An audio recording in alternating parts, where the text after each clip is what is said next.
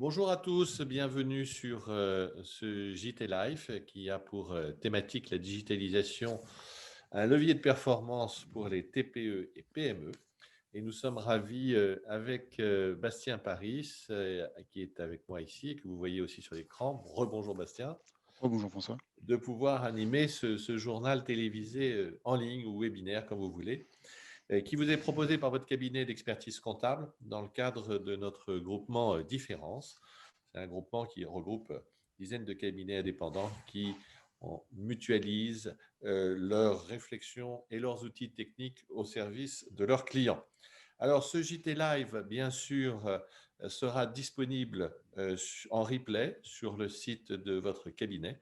Donc, n'hésitez pas à le consulter, n'hésitez pas aussi à le partager autour de vous, auprès de vos amis et collègues, car en cette période compliquée pour tout le monde, c'est important de pouvoir avoir accès à toutes les sources d'informations et c'est notre souhait aussi à Différence et dans l'ensemble de vos cabinets de partager ce support d'information.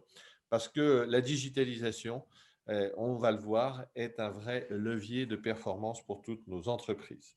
N'hésitez pas aussi à poser vos questions tout au long de ce JT Live en utilisant pour ça le formulaire prévu à cet effet et nous répondrons à ces questions dans le cadre du fil d'actualité des cabinets de façon à pouvoir respecter le temps court que l'on s'est fixé pour vous présenter l'ensemble de ces sujets.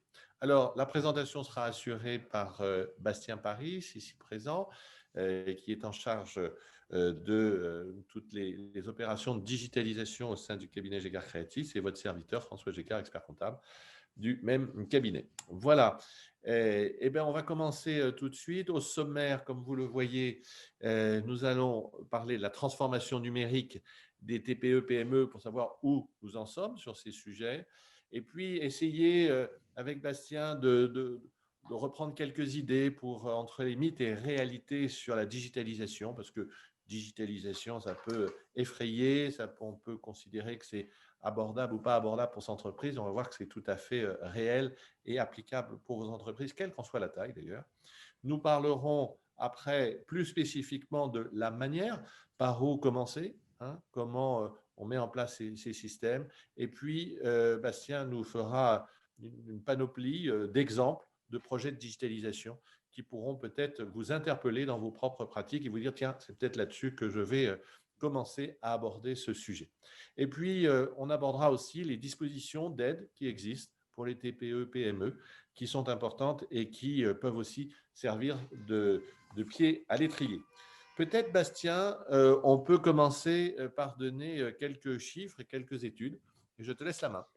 Bien sûr, merci François. Donc, l'idée pour démarrer ce JT Live, c'est de partir de l'existant, c'est-à-dire qu'avant d'embrayer sur les projets qu'il est possible de mener, de savoir dans quelle direction on va s'orienter, faisons un petit état des lieux sur l'état de la digitalisation des TPE-PME à l'heure actuelle. Et pour ce faire, nous avons combiné quelques chiffres d'études qui ont été réalisées sur le sujet. Donc, vous voyez la liste apparaître à votre écran. Une petite note d'attention tout de même, il faut savoir que toutes ces études ont été réalisées avant la crise Covid, avant la crise sanitaire et les confinements, et que vous allez voir que les pourcentages qui sont détaillés ont forcément dû changer un peu parce que cette crise nous a un peu poussé à aller vers une politique de digitalisation entre guillemets d'urgence pour nos entreprises et nos cabinets. Donc pour démarrer, on peut constater des études qui ont été précédemment citées que la transformation numérique, ce qu'on appelle transformation numérique, c'est l'ajout du digital dans toutes les dimensions de vos entreprises. Donc cette transformation, à l'heure actuelle, elle n'est pas encore totalement aboutie, malgré le fait qu'on en parle depuis 5 ans. On constate dans les études qu'aujourd'hui, 70% des répondants, des entreprises, hein, je précise que ce sont des études qui portent sur des TPE-PME comme les vôtres, donc 70% ont un site internet, donc 30% n'en ont pas, ce qui est aujourd'hui un chiffre assez quand même significatif. Sur le panel d'étudiés, 21% ont un site internet marchand. Cela fait partie de ce type de chiffre qui a dû sensiblement augmenter depuis la crise Covid. 50% utilisent les réseaux sociaux, donc c'est la moitié seulement, alors que les réseaux sociaux sont tout de même un vivier formidable d'attraction de clientèle. 70% ont des adresses email professionnelles. On pourrait commencer que on en a tous une, on commence par là et en fait non, il y en a 30% qui n'ont pas d'adresse mail professionnelle, donc au nom de la société et pas un arobase Gmail ou outlook.com, sachant que ça peut paraître anodin, mais c'est quand même gage d'une certaine notoriété de l'entreprise et d'une certaine sécurité auprès des parties prenantes. Sur les interrogés, 23% ont un logiciel commercial ou un CRM. Ce qu'on appelle CRM, c'est la version anglaise de la GR, c'est la gestion de la relation client. Donc ça, l'idée, c'est de pouvoir gérer tous ses clients sur un seul et même outil et de pouvoir, du début jusqu'à la fin, suivre l'évolution, les discussions, la facturation, les propositions, etc., etc. Donc ça veut dire qu'il y en a encore beaucoup qui sont sur Excel ou sur tout autre format de suivi des clients. 23% ont un espace de partage en ligne des documents. Pareil, c'est un chiffre qui a dû sensiblement augmenter avec le confinement forcé de vos collaborateurs où il a fallu pouvoir travailler à distance sur des mêmes documents sans avoir à les garder chacun sur ses postes. Et puis 30%, 29% ont un intranet ou un réseau social d'entreprise. Donc là, on parle bien du portail interne d'une entreprise qui permet d'échanger entre collaborateurs avec la direction, de diffuser des bonnes pratiques, de l'information, des fichiers, etc., etc. Donc voilà les chiffres. Et pourtant, malgré ces chiffres qui sont plus ou moins élevés en fonction des différentes catégories de projets, eh bien, pourtant 71% des intéressés pensent qu'un dirigeant ne peut pas se passer des outils numériques pour son activité. Donc on en est convaincu, mais pour autant, ce n'est pas encore totalement abouti. Alors bien évidemment, pourquoi? Parce qu'on rencontre certaines difficultés qui ont été également partagées dans le déploiement des différentes solutions. Donc c'est des difficultés qui ont été partagées au sein des différentes études consolidées. Ces difficultés, on peut les résumer en quelques points, hein. Donc 43% pensent que, mettent en avant que les difficultés sont dans le changement des habitudes et des process. Ça, je pense que tout le monde va se sentir concerné par ces difficultés et c'est compliqué de faire comprendre le besoin de changement, de faire changer les gens qui sont habitués à travailler de telle ou telle manière. 41% pour 41% des intéressés, c'est un manque de compétences techniques, c'est-à-dire qu'ils n'ont pas les compétences en interne pour pouvoir mener ce type de projet. Pour 40%, c'était un problème d'investissement financier. Heureusement, aujourd'hui, on le verra à la fin du diaporama, le plan relance du gouvernement met en place une série d'aides pour arriver à mettre le pied à l'étrier de ces projets numériques. Dans 39% des cas, c'est une difficulté à mettre en place des actions concrètes. Ça, on en parlera aussi un peu plus loin dans le diaporama. On peut se retrouver un peu face à un projet qui nous semble démesuré et en fait, on va voir qu'on va pouvoir avancer étape par étape sans avoir à se noyer. Et puis 33% ont du mal à élaborer une stratégie. Merci Bastien. Alors, ce qui est intéressant dans ces chiffres, hein, c'est que c'est la réalité de la situation. Donc, quand on se regarde, des fois, on s'inquiète. Quand on se compare, on se rassure. Et ça permet de se positionner et de dire oui, on a tous des efforts à faire en matière de digitalisation. Et on voit que c'est vraiment le moment. Bastien, tu l'as rappelé, cette crise Covid sanitaire et économique nous a aussi poussé les uns et les autres à pouvoir avancer. Donc, il ne faut pas faiblir. Il faut continuer parce que les attentes des uns et des autres, et notamment des dirigeants, sont importantes. D'une part, pour améliorer l'image de l'entreprise, sa visibilité au sein des différents moyens de communication que permet notamment Internet, les réseaux sociaux et autres, mais aussi pour montrer sa capacité d'innovation, c'est-à-dire sa capacité à intégrer l'ensemble de ces outils pour pouvoir permettre de mieux partager les documents avec ses clients, avec ses fournisseurs, ses parties prenantes, etc., etc. Mais ça permet aussi de conquérir et de fidéliser les clients parce que lorsque vous proposez des solutions qui facilitent la relation entrepreneuriale, eh bien, ou la relation client-fournisseur, eh bien, c'est un point positif, mais c'est aussi un point positif pour proposer des services de meilleure qualité et d'attirer de nouveaux talents. Et tout ça nous permet de gagner en productivité d'une manière générale. Donc voilà un certain nombre d'attentes où la digitalisation peut nous aider à avancer dans nos différentes entreprises. Donc, nous allons regarder de près comment cela se passe. Avant de préciser et de donner des exemples, nous allons parler des mythes et réalités de la digitalisation. Alors, pourquoi on a dit mythes et réalités? Eh bien, parce qu'il y a un certain nombre d'idées reçues que nous voudrions battre en brèche ce matin. Alors, nous allons commencer par la première. La digitalisation ne me concerne pas. La crise sanitaire en cours a prouvé plus que jamais le besoin de revoir nos modes de travail avec à la clé de nombreux bénéfices. Premièrement, optimiser le processus de l'entreprise. Et comment on peut optimiser le processus de l'entreprise? Eh bien, en fluidifiant les échanges d'informations, pas simplement par courrier, pas simplement par échange documentaire papier, mais aussi par digitalisation de ces supports, bien sûr l'utilisation de mails que tout le monde fait, mais au-delà de ça, par des mécanismes d'automatisation et des traitements que l'on peut être amené à faire au sein de l'entreprise, et puis à faciliter cette collaboration interne et externe au sein de l'entreprise. Cette optimisation des processus dans l'entreprise est probablement le premier pont pour gagner en efficacité. Le deuxième point, c'est la digitalisation des flux de données. Cela permet de sécuriser les données et les traitements. Cela permet de rester en conformité avec la réglementation, notamment fiscale, notamment sur le règlement de la protection des données, qu'on appelle le RGPD.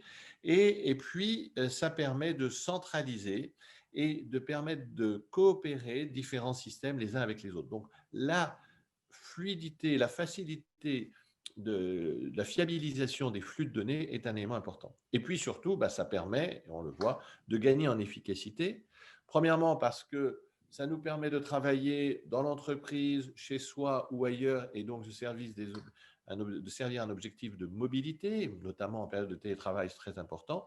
Et puis aussi de gagner du temps, on le voit, dans ne serait-ce que des webinaires comme ceux que l'on anime, dans une vie non digitalisée, on aurait fait ça sous forme de petit déjeuner, on serait venu, on serait déplacé, on serait parlé. Alors, ça gagne en convivialité, c'est clair, mais on peut aussi avoir ces éléments de dématérialisation. Donc, est-ce que la digitalisation ne me concerne pas? Non, la digitalisation nous concerne tous sur ces trois process importants. Autre élément, la digitalisation est réservée aux grandes entreprises. Ben oui, il faut des gros moyens informatiques, il faut un certain nombre de choses de ce genre. Eh bien, là encore, la réponse est faux.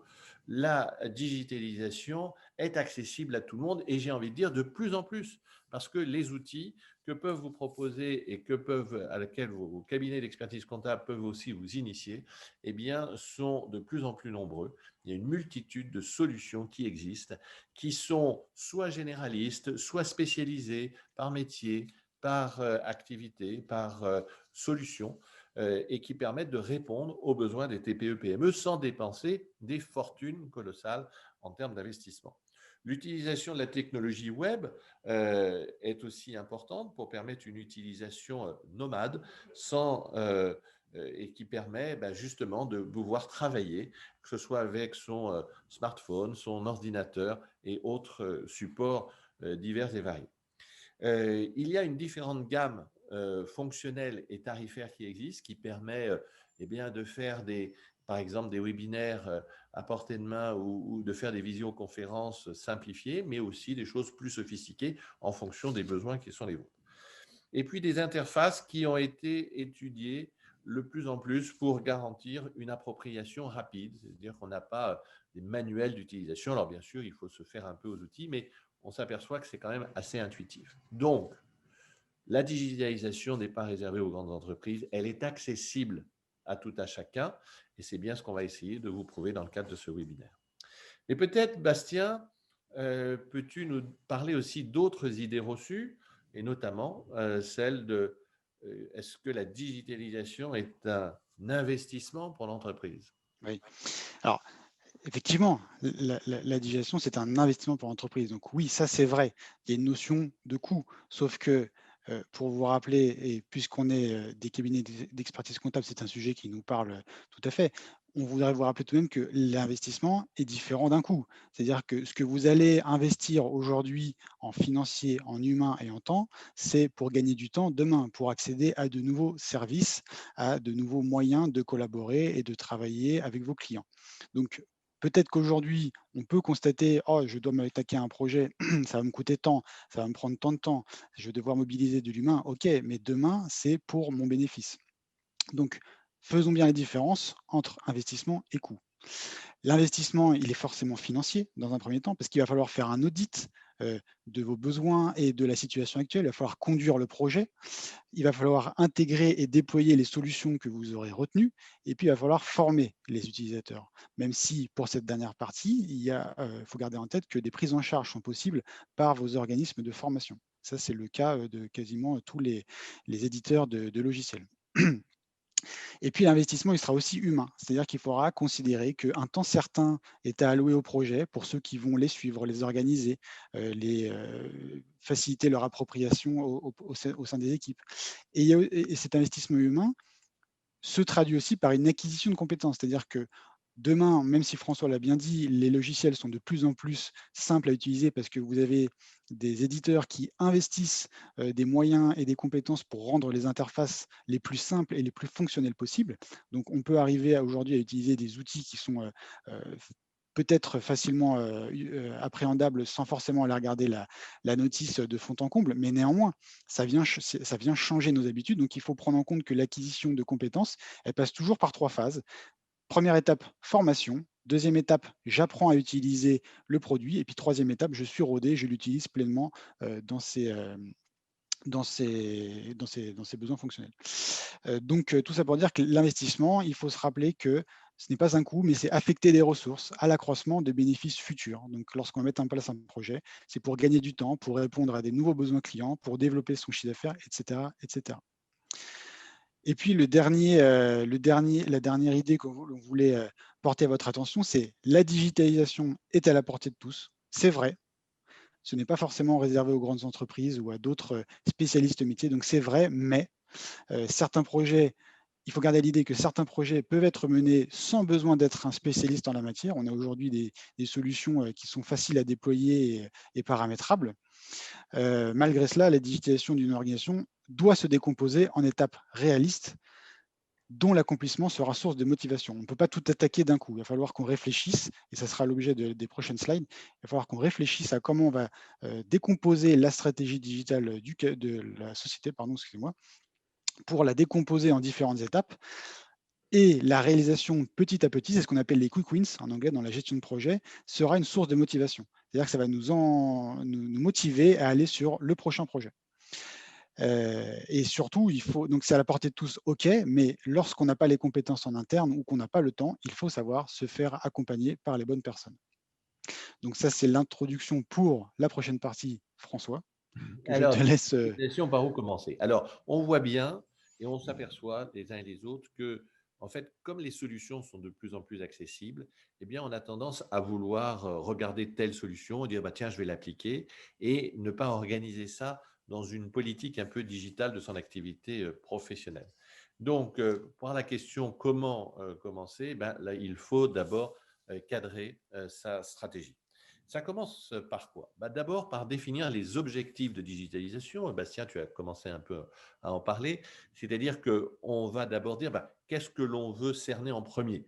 Est-ce que c'est la relation client? Est-ce que c'est la partie communication? Est-ce que c'est la partie production? Comment les choses vont se mettre en place? Est-ce qu'on va d'abord travailler sur la partie RH, sur la partie comptable, où là, il y a, et vos cabinets sont là pour vous aider sur ce point, de bon nombre de progressions et de progrès dans l'organisation à faire sur ces aspects-là.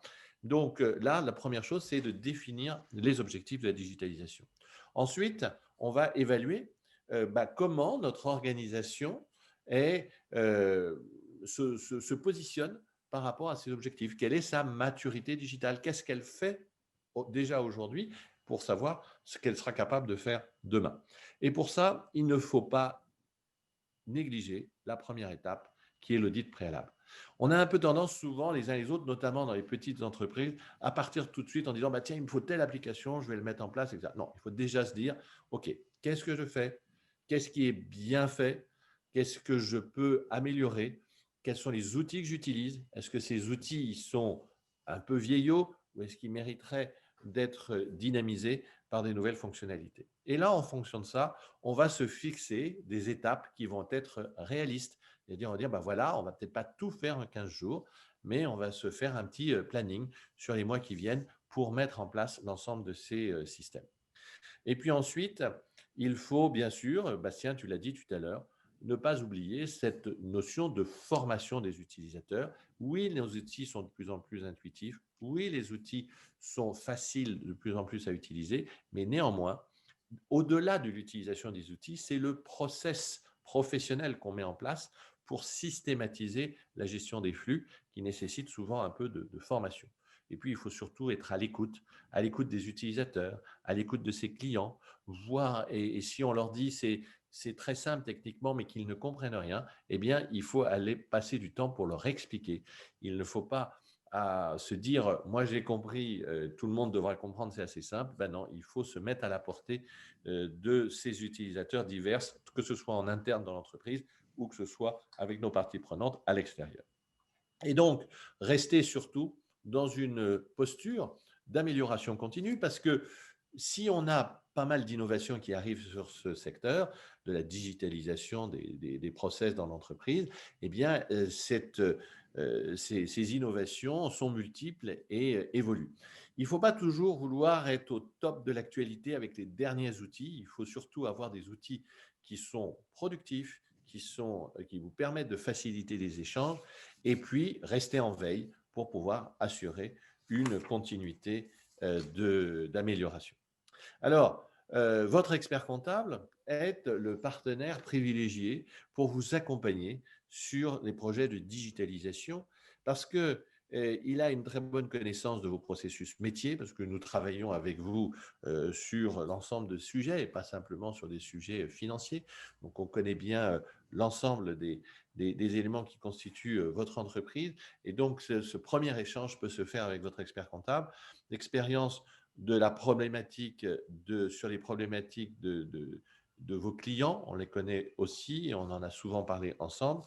Et puis, on a une capacité à identifier des solutions qui sont adaptées à vos entreprises, adaptées aussi à vos clients, à votre personnel, pour pouvoir intégrer ce processus de digitalisation dans le processus de l'entreprise, essayer de trouver des solutions qui sont les plus pérennes possibles, même si on les fera évoluer en fonction de l'innovation, et puis ne jamais oublier que tous ces systèmes que l'on met en place, ils sont au service de l'humain qui forme nos entreprises. Ce n'est pas de la philosophie que de faire ça, c'est du pragmatisme, parce qu'on peut avoir de très bonnes solutions informatiques, mais si l'humain ne s'y retrouve pas, eh bien, elles ne seront pas utilisées. Et ce qui est surtout important, ce n'est pas d'acheter un logiciel, ce n'est pas de louer une application en ligne, c'est surtout de mettre en place les process et que les hommes et les femmes qui font nos entreprises soient capables de les utiliser au mieux.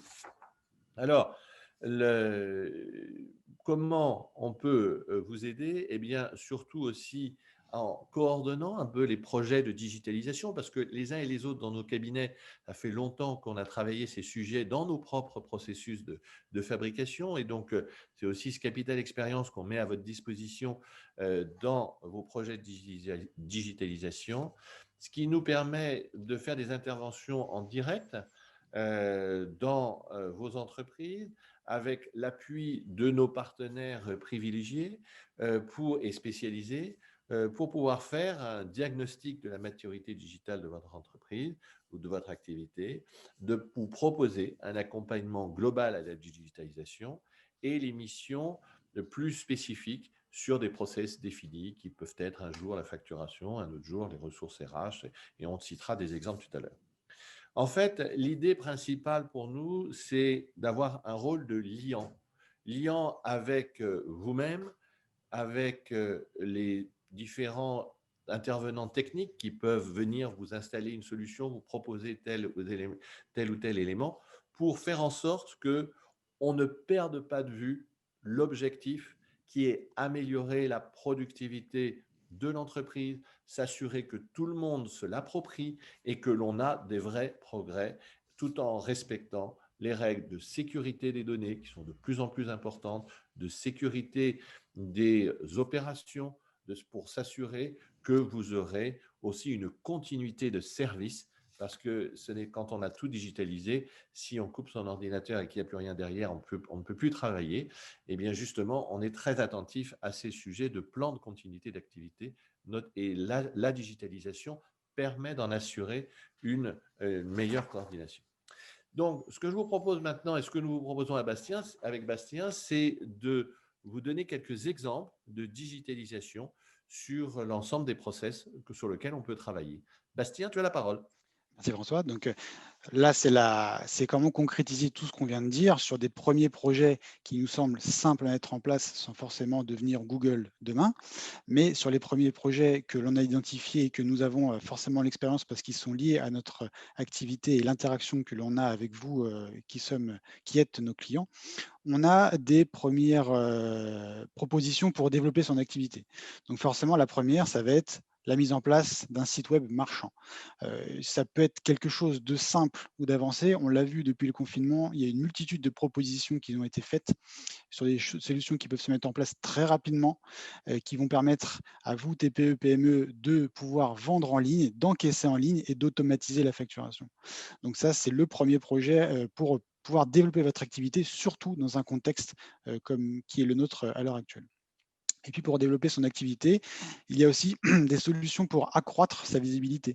Vous avez aujourd'hui des propositions pour développer un référencement naturel et payant. Quand je parle de référencement, c'est votre présence sur les moteurs de recherche.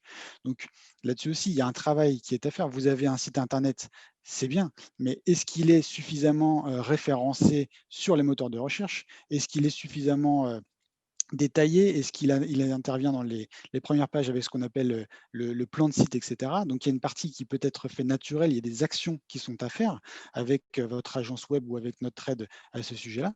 Et puis aussi, il y a des possibilités de payer pour être remonté ou apparaître en contenu sponsorisé. Et aujourd'hui, ça fait un peu le lien avec le point suivant, c'est la présence sur les réseaux sociaux. Il y a une présence où l'on publie du contenu qui est relayé et qui permet de se faire connaître et d'animer une communauté. Mais sur cette présence, il y a d'une part le contenu, il y a aussi la partie sponsorisée, donc c'est la partie payante. Et ces deux aspects-là permettent vraiment d'accroître la visibilité de vos TPE, PME sur le web et de déclencher de nouvelles ventes. Ça, c'est sur la partie activité. Maintenant, comment on collabore efficacement et surtout dans un contexte de confinement. Donc là-dessus, la première étape, c'est d'utiliser des applications de collaboration. On doit pouvoir continuer à travailler, que ça soit en déplacement ou chez soi. Donc là-dessus, on a des applications de messagerie, de visioconférence, de partage de documents. On a aussi des hubs de communication qui permettent de travailler par canaux et par équipe. On a des intégrations avec des outils tiers. Il y a beaucoup de choses qui existent à l'heure actuelle. Vous avez dû forcément utiliser des applications qui se sont montrées convaincantes pendant le confinement. Il faut continuer à performer un peu l'utilisation de ces outils. Et puis à côté de ça, on peut aussi déployer une gestion électronique de documents. C'est-à-dire que là, c'est une manière un peu plus poussée d'utiliser des solutions que vous pouvez utiliser comme OneDrive ou Google Drive, où tout est centralisé, structuré pour pouvoir permettre une interaction avec différents outils, faciliter les manipulations et les recherches et surtout sécuriser vos données pour, comme l'a dit François, si demain l'ordinateur plante, que tout soit bien stocké, archivé, sécurisé. Dans le cadre de votre gestion administrative, il y a aussi des solutions qui vous permettent de dématérialiser votre gestion commerciale. Donc là, on l'avait cité en début de JT, c'est le logiciel de GRC ou CRM en anglais, comment disposer d'une base client, comment vous pouvez simplifier la production des devis, factures, relances et paiements. Il faut absolument que vous arrêtiez d'utiliser, pour ceux qui l'utilisent encore, les factures sur Excel, sur Word ou à la main. Il faut sécuriser. Il y a des outils très abordables qui vous permettent d'aller très vite à ce sujet-là, qui vous permettent également de garantir votre conformité fiscale. Et puis, grâce à tout cela, vous avez aussi la possibilité de raccourcir les délais de règlement, puisque tout est électronique, que ce soit la production des factures comme des relances. Et il y a aussi l'intégration de paiements en ligne qui peuvent s'ajouter à ce type de dispositif. Et puis sur la gestion administrative, un autre pan important, c'est la gestion des achats. Aujourd'hui, les factures peuvent être reçues sous différents formats. Il y a encore des factures papier, il y a aussi des factures électroniques. Comment est-ce qu'on centralise toutes les factures d'achat, que vous soyez monosociété ou multisociété, pour pouvoir automatiser le traitement sur une seule et même plateforme. Donc, quand je dis traitement, c'est acquisition, imputation, vérification des éléments, la validation également. On peut supprimer les petits gris-gris que vous faites sur les factures pour dire que c'est visé, prêt à payer ou validé. Tout ça se fait sur des solutions qui sont intégralement dématérialisées et qui vont venir renforcer le contrôle interne au sein de vos structures pour éviter la fraude et être sûr que les factures sont validées en bonne et due forme. Toujours dans la gestion administrative, un autre pan qui est compliqué, c'est la gestion des notes de frais. Je pense que vous êtes tous chefs d'entreprise ou collaborateurs à éparpiller, enfin à avoir du mal à gérer cet aspect qui enquiquine un peu les dirigeants d'entreprise, qui est la gestion des notes de frais, parce qu'on a des tickets dans tous les sens. L'objectif, c'est là de vous fournir, c'est très simple, vous avez une application sur votre smartphone dans votre poche, vous la sortez, vous scannez, tout est reconnu automatiquement, ça centralise, ça automatise les notes de frais de vos salariés et de vous-même. Gros avantage également, ça les stocke dans un SAE, ce qu'on appelle un système d'archivage électronique. Donc là, typiquement, ce que ça veut dire, vous pouvez déchirer le ticket, le papier est scanné, demain vous avez un contrôle URSSAF ou fiscal, ça fait foi pour le contrôleur. Et puis surtout, vous pouvez l'utiliser ça à tout moment, que ce soit sur votre application mobile, votre tablette ou votre PC. Et puis, on va finir la partie administrative avec quelque chose de significatif, c'est la signature électronique. Comment je signe mes contrats lorsque je suis confiné et que mes parties prenantes sont confinées à la maison également. Alors, ceux qui ne l'ont pas mis en place avant le confinement ont dû réaliser le besoin de ce dispositif pendant la crise sanitaire, mais c'est pareil. Euh, Post-Covid, vous en aurez tout à fait besoin parce que pour ceux qui l'ont fait, vous vous rendez compte que ça permet de raccourcir les délais de contractualisation. Ça va très vite. Vous envoyez le lien, vous avez tout de suite le document qui revient signé tellement c'est rapide. Ça permet de supprimer le papier intégralement, plus aucun papier, et surtout de signer de n'importe où l'on se trouve, que ce soit vous ou vos signataires. Sur la partie RH, là, on va aller sur un outil qui devient de plus en plus indispensable, c'est le SIRH, c'est le système d'information de gestion des ressources humaines. Concrètement, qu'est-ce que c'est? C'est une solution collaborative qui centralise tous les flux et tâches des ressources humaines de votre entreprise. Ça supprime tous vos suivis Excel, Word ou autres pour tout centraliser sur une plateforme qui est très facile à prendre en main. Vous suivez là-dessus la partie administrative de vos salariés. Vous gérez ce qu'on appelle les procédures d'onboarding, c'est quand vous faites entrer un salarié au sein de votre structure. Il va avoir toutes les étapes qui vont se dérouler pour qu'il puisse être accueilli de bonnes conditions. Vous allez pouvoir gérer toute la paye. Pareil, on ne fait plus de tableau Excel, tout est géré intégralement dessus, les variables de paye, les absences, les congés, etc. Suivi des formations, réalisation des entretiens annuels et de nombreuses autres fonctionnalités. Là, c'est un gros avantage pour vous, dirigeants, parce que ça va vous guider dans toutes vos ressources, comment dire, vos obligations en ressources humaines. On a des solutions qui sont aujourd'hui tout à fait accessibles. Ce n'est pas réservé aux grandes entreprises. Même une TPE de 5 salariés peut mettre en place un SIRH dans sa structure et on peut les accompagner à ce sujet-là. Et puis enfin, dernier pan, pourquoi ne pas repenser le système d'information de votre organisation, surtout après un contexte Covid? On peut travailler ensemble avec nos partenaires pour définir une infrastructure informatique qui soit adaptée à vos besoins, pour que cette infrastructure elle soit pérenne et adaptée aux technologies de demain, pour qu'elles permettent la mobilité de vous, dirigeants, et de vos collaborateurs, tout en garantissant la sécurité de vos données et en étudiant le rapport qui a été pris. Pareil, il y a également aujourd'hui des dispositifs, des solutions qui existent qui n'impliquent pas de devoir débourser des milliers d'euros. Il faut mettre en perspective par rapport à vos besoins, mais il faut néanmoins réfléchir à l'infrastructure que vous utilisez au sein de vos entreprises pour qu'elle soit adaptée à tout ce qui arrive demain en termes de technologie et de besoins de travail à distance. Merci Bastien, parce que ce que tu nous viens de nous dire là, ça nous permet de faire ces 10 points sur lesquels tu as insisté, hein, que ce soit la visibilité, le web marchand, le collaboratif, la gestion électronique de documents, la gestion commerciale, les achats, les notes de frais, la signature électronique, le SIRH, enfin donc le système d'information autour des ressources humaines et les notions d'infrastructure. En fait, là, on a, au travers de toutes les solutions ou les pistes de réflexion, on a en fait l'ossature de l'audit initial. Est-ce que sur tous ces sujets, vous êtes déjà un peu avancé? vous avez déjà commencé à réfléchir et quels sont les progrès que vous pourrez assurer. Donc, je pense que sur cette première liste, eh bien, ça peut servir d'une première ossature, d'une discussion que vous pouvez avoir avec votre expert comptable sur la manière de procéder à la digitalisation de vos différents processus.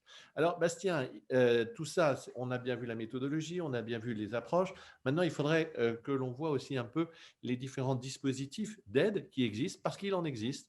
Et peux-tu nous les présenter? Bien sûr, on va conclure ce JT avec cette partie qui vous intéressera fortement, les dispositifs d'aide aux TPME, TPE-PME pour la digitalisation de vos organisations. Le gouvernement français a pensé à vous.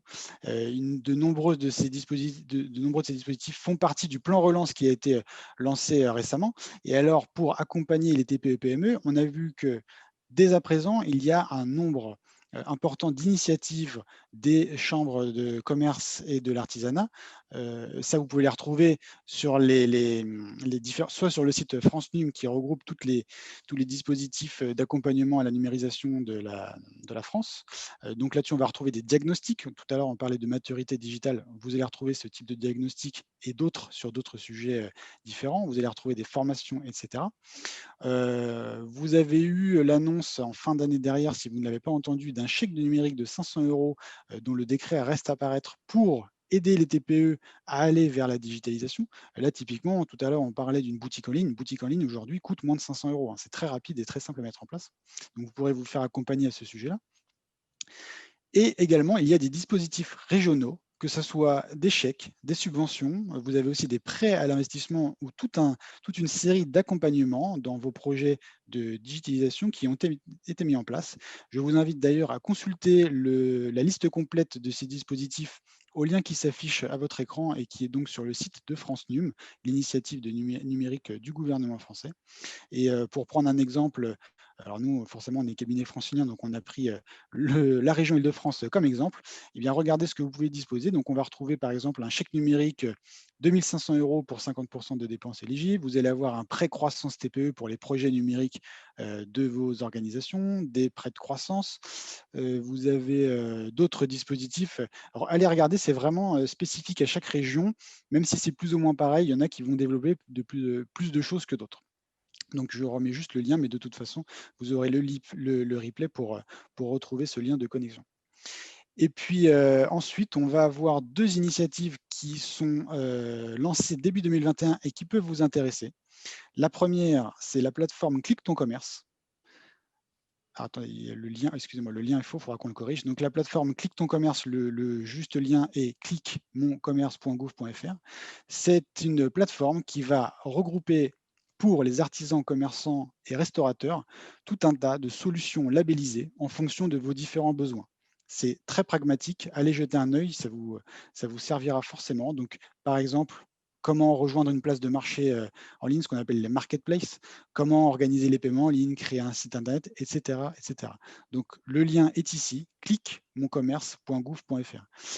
Et le deuxième dispositif qu'on voulait porter à votre attention, c'est un MOOC, donc c'est ce qu'on appelle un Massive Open Live Courses, c'est un cours en ligne gratuit qui est organisé à partir du 25 janvier 2021. Ce MOOC s'appelle Ma TPE à rendez-vous avec le numérique. Il s'adresse à tous les chefs d'entreprise, artisans, commerçants, libéraux et créateurs, et il va vous plonger dans tous les besoins, tout ce que vous avez à savoir en termes de digital par rapport à vos organisations. Donc allez-y, c'est gratuit, vous pouvez vous inscrire dès à présent et accéder au programme en suivant le lien qui s'affiche à votre écran. Rendez-vous tpe-numérique.fr. On a fait le tour des différents dispositifs d'aide. Je pense qu'on est quasiment à l'heure où on a un petit peu dépassé. Je n'ai pas de montre avec moi. Et François, je vais te laisser Bon, conclure. c'est tout bon. On voulait vous remercier pour votre attention. Donc, vous l'avez vu, c'est un sujet qui est à la portée des TPE, PME. Votre expert comptable est à votre disposition pour avancer. On a essayé dans cette demi-heure de vous donner les principales thématiques sur lesquelles vous pouviez avoir des avancées significatives par la digitalisation pour améliorer la performance de vos entreprises. Et vous l'avez vu, à la fois les aides qui peuvent exister au niveau régional ou local et les sites comme celui de cliquemongcommercegouv.fr, qui vous permet de donner un certain nombre de solutions, vous avez aujourd'hui les cartes en votre main pour assurer la digitalisation de votre entreprise et votre expert comptable est là à votre disposition pour vous aider dans cette démarche. Merci de votre attention. Merci Bastien pour cette co-animation. Merci à tous. J'étais ravi d'être avec vous aujourd'hui et passez une excellente journée.